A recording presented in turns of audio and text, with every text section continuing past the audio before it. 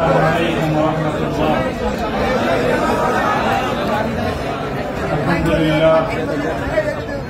الحمد لله نحمده ونستعينه ونستغفره ونؤمن به ونتوكل عليه ونشهد أن لا إله إلا الله وحده لا شريك له ونشهد أن سيدنا ومولانا محمدا عبده ورسوله صلى الله تعالى عليه وعلى آله وأصحابه وبارك وسلم. أما بعد، فأعوذ بالله من الشيطان الرجيم. بسم الله الرحمن الرحيم. وإذ قال إبراهيم رب اجعل هذا البلد آمنا واجنبني وبني أن نعبد الأصنام. صدق الله العظيم. জামিয়া রহমানিয়া আজিজিয়া আজকের এই মিলন মেলায় আমার আসাতিজায়ে কেরাম উপস্থিত হয়েছেন। আমার উস্তাদ মুহতারাম মুফতি হুজুর রহমান হাফিজাহুল্লাহ তাআলা, আমার অভিভাবক জামিয়ার সুনামধন্য প্রিন্সিপাল আল্লামা মাহফুজুল হক হাফিজাহুল্লাহ, আমার বড় ভাই মুফতি আশরাফুজ্জামান দামাত বারাকাতুহুল আলিয়া সহ জামিয়ার আমার সকল সহকর্মী, আমার প্রাণপ্রিয় ছাত্রবৃন্দ এবং বিভিন্ন দ্বীনি ইদারাগুলো থেকে, বিভিন্ন জায়গা থেকে এবং এলাকার বিভিন্ন অঞ্চল থেকে সমবেত দিন দরদি মুসলমান ভাইয়েরা, সর্বপ্রথম আমি আপনাদের শুকরগুজারি আদায় করতেছি যে আপনারা অভূতপূর্ব আজকে আপনাদের এই উপস্থিতি এবং আপনাদের এই অভূতপূর্ব উচ্ছ্বাসের মধ্য দিয়ে আপনারা ইসলামী আন্দোলনের পথ চলার একজন পথিককে অনুপ্রাণিত করেছেন।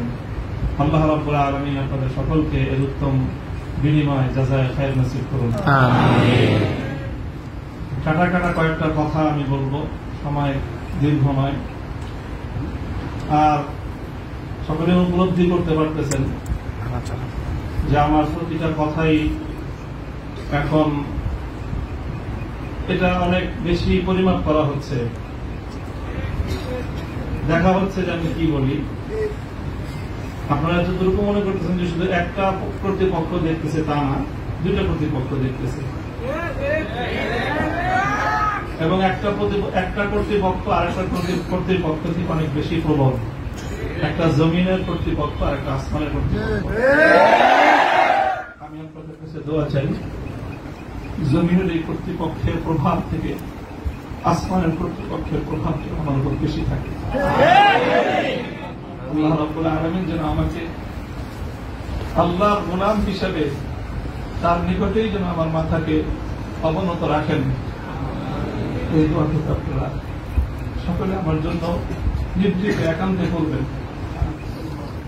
দ্বিতীয় কথা, এখানে আমার জন্য অনেক কথা বলা হয়েছে, আমাকে উৎসাহিত করার জন্য এটাই বলা হয়েছে। উৎসাহিত করার জন্য কিছু প্রশংসামূলক বাক্য আলোচনা করা হয়েছে। শাইখুল হাদিস আল্লামা আজিজুল হক রাহমাতুল্লাহ আলাইহির শানে আমরা এই কথাগুলো বলতাম। সময়ের এতটা অল্প ব্যবধানেই সেই কথাগুলো যে আমার সন্তানেরা যারা বলেছে আমি সন্তানই বলবো, ছাত্ররা তোমাদের কাছে মুফতি সাঈদ হয়তো অনেক বড় শিক্ষক হতে পারে, আমার কাছে ওই সাঈদই। তারা আমাদের সন্তান, তারাও আমাদের সম্পর্কে সেই কথাগুলো বলেছে। শাইখুল হাদিস রাহমাতুল্লাহ আলাইহি বলতেন যে এই কথাগুলোকে প্রশংসামূলক কথা নয়, বরং আমি কালিমাত দোয়াইয়া, দোয়ার বাণী হিসেবে, দোয়ার কথা হিসেবে আমি বরণ করে নিলাম। আল্লাহ পাক আমার সন্তানদের, আমার সহকর্মীদের, তাদের এই কথাগুলোকে যেন আল্লাহ আমার হকে, আমার ক্ষেত্রে দোয়া হিসেবে আল্লাহ কবুল করেন। এই কথার মধ্যে একটা কথা এসেছে, সেটা হলো প্রতি ফোঁটা জুলুমের প্রতিশোধ গ্রহণ করার কথা। আমি এই কথাটা একদিকে প্রত্যাখ্যানও করি, আবার আরেকদিকে সমর্থনও করি। প্রত্যাখ্যান করি এইভাবে যে এটা যাদের আদর্শ অনুসরণে আমাদের এই জুলুমকে বরণ করা, আমাদের এই কারাভোগ, আমাদের এই কারাবরণ, আমরা এই শব্দগুলি বেশি বলি। কি বললাম? কারাভোগ, কারাবরণ। কারা নির্যাতন তো বলবো যত কম বলা যায়। কারা নির্যাতন নয়, আসলে তো এটা কারা বরং। আমরা তো জেনে বুঝেই এই পথে পা বাড়িয়েছি। কেউ যদি মনে করে থাকে যে আমরা জানি না, তাহলে এটা তাদের মিস ইনফরমেশন। আমরা জানি আমাদের এই পথে চলতে গেলে এই পথটা কুসুমাস্তীর্ণ নয়। এ পথে লাল গালিচা থাকে, কখনো কখনো প্রতীকী অর্থে লাল গালিচা থাকে, তবে সেই লাল গালিচার লালিমাটা যতটা না গালিচার রং দিয়ে লাল হয়, তার চেয়ে বেশি লাল হয় ভাইয়ের শাহাদাতের রক্তের মাধ্যমে। শাহাদাতের রক্তের নজরানা দিয়ে আমরা সেই পথে ইনশাআল্লাহ পৌঁছবো, যে পথে শাপলা চত্বরের ভাইয়েরা শাহাদাতের রক্ত দিয়েছে, যে পথে আমার হাটহাজারীর সন্তানেরা শাহাদাতের রক্ত দিয়েছেন, যে পথে আমার বীরবাড়িয়ার শহীদ বাড়িয়ার বীর শহীদারেরা যে পথে আত্মত্যাগ স্বীকার করেছেন, আমরা তাদের সে পথকে ভুলব না। তাদের সেই শাহাদাতকে আমরা কোন সময় সেই শাহাদাত অস্বীকার করার কোন প্রবণতাকে এক মুহূর্তের জন্য বরদাস্ত করব। শহীদ হয়েছে আমার ভাই, সরি বলেন, বাংলায় না বলতে চান দুঃখিত। দুঃখিত যদি বলতে না চান, আপনাদের প্রিয় ভাষা ইংলিশেই বলেন, তবে কি বলেন? সরি বলেন। সে রক্তকে অস্বীকার করার চেষ্টা করবেন না। শাহাদাতের শহীদের রক্তের সঙ্গে গাদ্দারি করার মতো সেই বেঈমান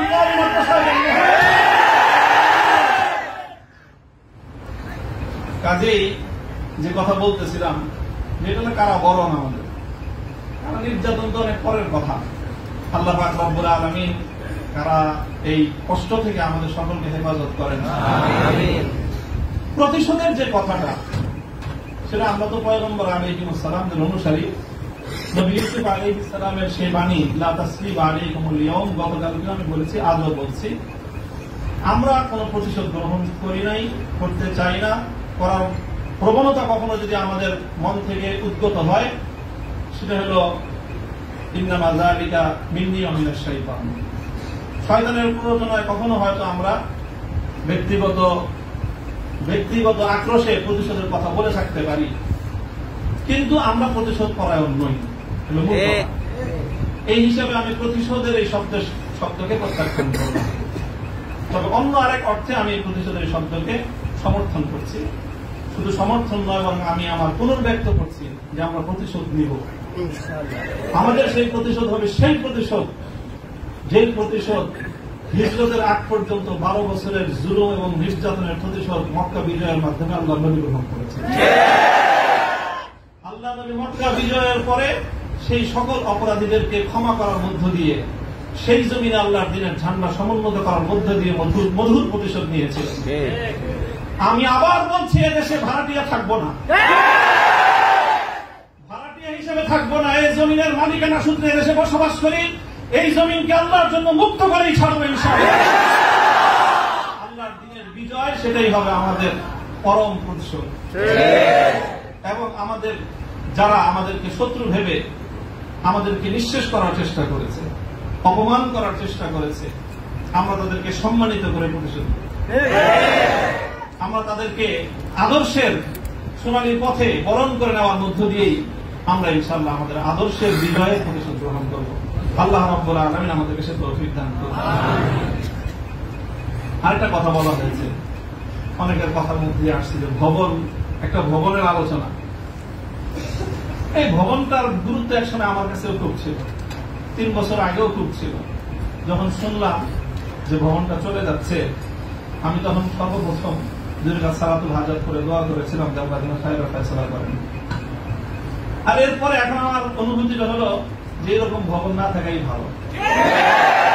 না থাকা ভালো কেন? দস্তারে না দারে মা গমে পেয়েছে না দারে মা হেয়েছে না দারে গমে হেয়েছে না দারে। এইরকম ভবন টবন থাকলে এগুলোকে রক্ষা করার জন্য ডানে বামে অনেক কিছু তাকানোর প্রয়োজন হয়। ভবন নেই, রক্ষা করার জন্য কার পায়ের কাছে তেল মারানো দরকার। আজ এখানে মাদ্রাসা, কালকে ইনশাআল্লাহ শাইখুল হাদিসের সন্তান মাহমুদুর হক সাহেব যদি নদীর পারে যে বসেন, ইনশাআল্লাহ ওই কেরানীগঞ্জের ওই একেবারে ধুলের চরে বা কোন রুটের চর, কোন চরের মধ্যে এসে বড় মাদ্রাসা হবে। প্রয়োজন নাই ভবনের, প্রয়োজন নাই মাদ্রাসার স্থাপন কোন সম্পত্তি। ওই পুরাতন যুগে ফিরে যেতে হবে আমাদের। স্থায়ীভাবে আমি এই কথা বলতেছি। এই বিশাল বিশাল আলিশান ইমারত সাজায়, আর সেই ইমারতের মধ্যে সুন্দর সুন্দর আরামদায়ক বিলাসী রুম সাজায়, সেখানে বিলাসী এলেম চর্চা। আমি এই কথাটা আমার কাছে খুব মনে পড়ছে, বিলাসী এলেম চর্চা। আজকে আমাদেরকে এই বিলাসী এলেম চর্চায় বেড়ে বসেছে। বিলাসী এলেম চর্চার পথ বাদ দিয়ে আমাদের আকাবের এবং আসলাফদের মতো সেই খেজুর গাছের তলায়, বট গাছের নিচে সালাদ চাটার উপর বসে আমাদেরকে ক্বালা আল্লাহু ক্বালা রাসূলের তালিম দেওয়ার সেই সবক গ্রহণ করতে হবে। তাহলে ইনশাআল্লাহ আমরা বাতিলের তাফতে তাউসকে উল্টে দিয়ে সেখানে আমরা কালেমার ক্ষমতা সমুন্নত করতে পারব। মোল্লা মুহাম্মদ উমর রাহিমাহুল্লাহ তাআলা তিনি সারা পৃথিবীর সুপার পাওয়ারের সাথে টক্কর দিয়েছিলেন। আমাদের বাংলাদেশের মতো কোন গণভবন আর সংসদ ভবন, বঙ্গভবন কিছুই ছিল না। কান্দাহারের ছোট্ট একটা ঘরের মধ্যে ভাঙ্গা খাটের উপরে বসে টক্কর দিয়ে দিলেন তো সুপার পাওয়ারের সাথে। সারা দুনিয়া মনে করলো যে বেকুবের দল। 20 বছর পর আল্লাহ দেখা দিলেন তারাই বিজয়ী দল। তবে একটা দুঃখ আমার, আমি ওই এই গোটা প্রসঙ্গের সঙ্গে যারা যারা সম্পৃক্ত অধিকাংশই আমার সম্মানিত, অনেকে আমার মুহতারাম উস্তাদ, শুধু উস্তাদ না, অনেকে এমন আছেন যারা উস্তাদ মুতাওয়্যিব, অর্থাৎ আমি আমার মতো করে শাইখুল হাদিস রাহমাতুল্লাহ আলাইহি আমাকে যাদের তত্ত্বাবধানে গড়ে তোলার চেষ্টা করেছেন, শুধু আমাকে না, আমার ভাইদেরকেও, মাহমুদ সাহেব হুজুর এবং আমি, আমার দুইজন বিশেষ করে, ওনারা অনেকে এখানে আছেন। কাজে তাদের প্রতি কোনো অসম্মান হয়, অমর্যাদা হয়, সেই কথা আমি বলবো না। কখনো ভুলে বলে থাকলে সেটার জন্য আমি নিঃশর্ত ক্ষমা প্রার্থনা এখনো করছি, যে কোনো সময় করবো, যে কোনো ভাবে করতে হয় করবো। তবে একটা কথা, দুঃখের কথা, হৃদয়ে রক্তকরণের একটা কথা, সেটা যদি আমার বাবার দ্বারা সেই ভুলটা হতো আমি বলতাম। সেই ভুলটা যদি এখন আমার অভিভাবক মাহফুজ সাহেব যদি সেই ভুল করেন সেটাও আমি বলবো। সেই ভুল যদি আমিও করি, আমাকেও যেন আল্লাহ আমার সেই ভুলটা অনুভূতি দান করেন। সেটা হলো যখন এদেশে মূর্তির বিষয় নিয়ে বিতর্ক তৈরি হলো, ভাস্কর্য নামে জাতীয় পর্যায়ে মূর্তি তৈরি হবে কি হবে না এই বিষয়ে যখন বিতর্ক, তখন আপনারা সেই বিতর্কের মঞ্চে ডিজিটাল ছবি তোলাটা কতটা বড় অপরাধ, কতটা বড় অন্যায়, কত বড় গুনাহ, সেই মাসলা নিয়ে আসলেন। দুঃখটা এই জায়গায়, আপনারা সেই মাসলা উত্থাপন করে তখন এই মূর্তি এবং ভাস্কর্যকে প্রকারান্তরে বৈধতা দেওয়ার চেষ্টা করেছেন। আপনারা বোঝানোর চেষ্টা করেছেন যে আজকের একটা ছাত্র ফেসবুকে তার ছবি আপলোড করা যতটুকু বড় অপরাধ, বাংলাদেশের স্বাধীনতার স্থপতি বঙ্গবন্ধু শেখ মুজিবুর রহমান সাহেবের 60 ফুট লম্বা ভাস্কর্য নামক মূর্তি স্থাপন করা সমান অপরাধ। এটা বোঝানোর চেষ্টা করেছেন আপনারা। ব্যাপারটা কি এক? এটাই হলো দুঃখ যে এই কাজটা সামনে করেন না আপনারা। আপনারা যদি ভাস্কর্যের বিরোধিতা করতে ভয় পান, তাহলে আমি আপনাকে দোষারোপ করবো না।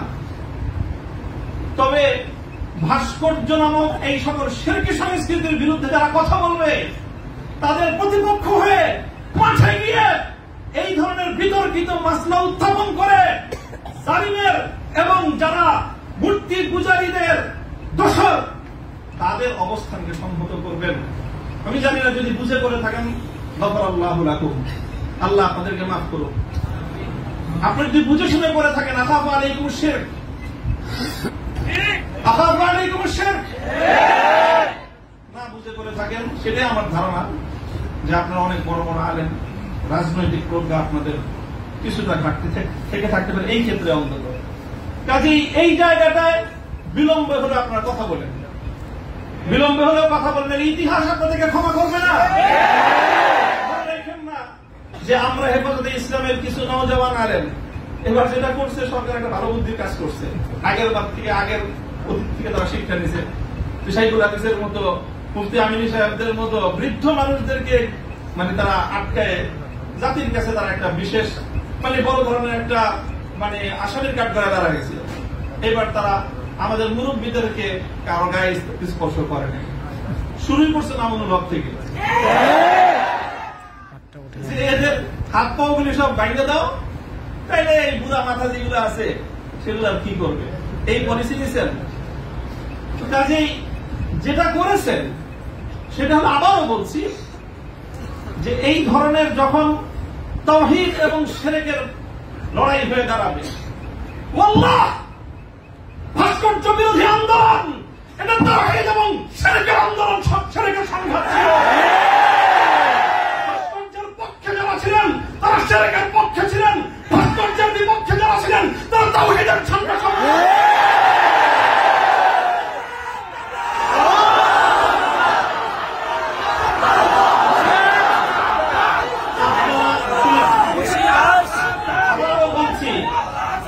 ভাস্কর্যের পক্ষ বিপক্ষের এই লড়াইকে একজন মরহুম মুসলিম নেতা, মরহুম বঙ্গবন্ধু শেখ মুজিবুর রহমান সাহেবের ব্যক্তিত্বকে মাঝখানে এনে বিষয়টাকে ভিন্ন রং দেওয়ার চেষ্টা করা হয়েছিল। আমরা তখনও বলেছি, আজও বলি, ভবিষ্যতেও বলবো, ভাস্কর্য এটা বঙ্গবন্ধু শেখ মুজিবুর রহমান সাহেবের না শহীদ প্রেসিডেন্ট জিয়াউর রহমান সাহেবের, সেটা আমরা কোনো পার্থক্য করি নাই। আমি এই কথাও বলেছি, ভাস্কর্য যদি স্বয়ং আমাদের মুসলিম জাতির পিতা খলিল ইব্রাহিম আলাইহিস সালামের হয়, তাহলে সেই ভাস্কর্যের সাথে কি আচরণ করতে হয় মুহাম্মদুর রাসূলুল্লাহ শিখিয়ে দিয়ে গেছেন। আল্লাহ রাসূল সাল্লাল্লাহু আলাইহি ওয়াসাল্লাম মক্কা বিজয়ের দিন বাইতুল্লাহ থেকে যেই মূর্তিগুলো বের করেছিলেন, যে ভাস্কর্যগুলো বের করেছিলেন, তার মধ্যে তো একটা ছিল ইব্রাহিম আলাইহিস সালামের মূর্তি। কি বলেছিলেন? কাতালাহুমুল্লাহ, আল্লাহ পাক এই মক্কাবাসীদেরকে ধ্বংস করুক, তারা খলিল ইব্রাহিম আলাইহিস সালামের মূর্তি তৈরি করেছে। আমাদের কথা আপনাদের পছন্দ হলো না, আমি বললাম যে ভাস্কর্য বানায়েন না, এটা বানালে বঙ্গবন্ধু যদি মুসলিম হয়ে মারা গিয়ে থাকেন কবরে তার শাস্তি হবে। তো আপনারা মনে করলেন আমরা বঙ্গবন্ধুর বিরুদ্ধে বললাম, আসলে বলি নাই বিরুদ্ধে। তিনি যদি, আবারও বলছি, যদি আল্লাহ তাকে ইমানের সাথে খাতমা দিয়ে থাকেন, আমি জানি না কি অবস্থায় মৃত্যু হয়েছে সেটা কেউ বলতে পারবে না, তাহলে তার ভাস্কর্য, তার মূর্তি তৈরি করাটা এটা তার সঙ্গে চরম বিশ্বাসঘাতকতা। সর্বশেষ কথা হলো এই, খলিল ইব্রাহিম আলাইহিস সালামকে যখন এই মূর্তি বিরোধী আন্দোলনের, মূর্তি বিরোধী কার্যক্রমের পরিণামে নমরুদ কি করেছিল? অগ্নিকুণ্ডে নিক্ষেপ করেছিল। এটা সবাই জানি আমরা। কিন্তু অগ্নিকুণ্ডে নিক্ষেপ করাটা এটা নমরুদের প্রধান শাস্তি ছিল। নমরুদ ইব্রাহিম আলাইহিস সালামকে যে প্রতিশোধটা গ্রহণ করেছিল সেটা কিন্তু প্রধান এটা ছিল না, ওনাকে কি করেছে?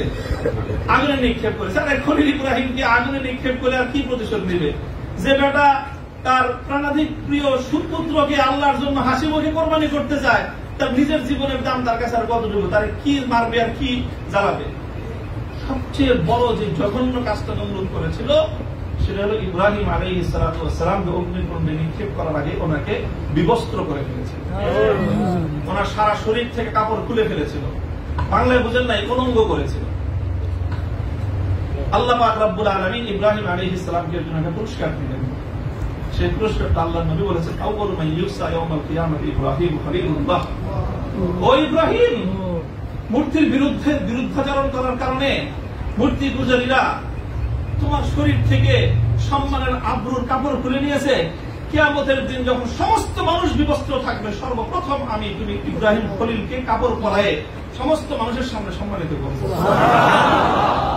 আমার কেন জানি মনে হয়েছে আমি একজন অপরাধী, অনেক অপরাধের শেষ নাই, আমার ভুল ত্রুটির কোন শেষ নাই। ওই যে বলতেন না যে আপনার কাছে 42টা মামলা, মামলার তো অভাব নাই, এই যে কোনো মামলায় ফাঁসি দিতে পারেন। ফাঁসি দিতে তারা অন্য কিছু লাগে না, আদালতে দাঁড়ায় এক মহিলা আইনজীবী বলে, আরে বিচার করার জন্য এত কিছু লাগেনি, আমাদের এসে কত হালকা সাক্ষ্যতে আমরা মানুষের বিচার করে ফেললাম। ওপেন আদালতে বলতেছে এই কথা, বিচার করার জন্য খুব কিছু লাগে না। হত্যা মামলা কতগুলো আছে আমরা, ছিনতাই মামলা আছে, পকেট চুরির মামলা, চুরির মামলা আছে, সব মামলাই তো আছে। যে কোনো মামলা দিয়ে ফাঁসি দিয়ে দিতে পারেন। আপনারা চেষ্টা করেছেন বিবস্ত্র করতে চেষ্টা করেছেন, তবে একটা জিনিস ভালো করেছেন, আপনারা যেই কেসটাকে বিবস্ত্র করার জন্য বেছে নিয়েছেন সেই কেসটা ছিল খুব দুর্বল। আগামী 50 বছরের জন্য ওলামায়ে কেরামের বিরুদ্ধে এই ষড়যন্ত্রের দুয়ার রুদ্ধ হয়ে গেছে। আপনারা যদি এই ধরনের ষড়যন্ত্র করতে থাকেন, জাতি আবার নতুন করে বলবে। এতদিন বলতো ইউসুফ আলাইহিস সালামের বিরুদ্ধে যে ষড়যন্ত্র করছে, মামুনুল হকের বিরুদ্ধে সেই ষড়যন্ত্র, সামনে বলবে মামুনুল হকের বিরুদ্ধে যে ষড়যন্ত্র হয়েছিল, আব্দুল্লাহর বিরুদ্ধে সেই ষড়যন্ত্র। আমি আপনাদের কাছে দোয়া চাই, আল্লাহ রাব্বুল আলামিন যেন আমাকে এটার বিনিময়ে ইব্রাহিম আলাইহিস সালাতু ওয়াস সালামের সঙ্গী করে কিয়ামতের দিন আমিন আমিন আল্লাহ পাক রব্বুল আলামিন আপনাদের সকলকে জাযায়ে খায়র দান করুন। আমিন। আর অনেক বড় কথা আছে যে আমার এই সম্পূর্ণ এই যে আমার বিরুদ্ধে এত কিছু, এত বড় অভিযোগ বা এতটা মানে নিষ্পেষণের শিকার আমি কেন হলাম, এই কারণটা এখন আমি বলবো না, তবে আপনাদের সকলকে বলবো বাবরি মসজিদের জন্য আপনারা দোয়া করবেন ইনশাআল্লাহ। ওয়া আখিরু দাওয়ানা আলহামদুলিল্লাহি রাব্বিল আলামিন।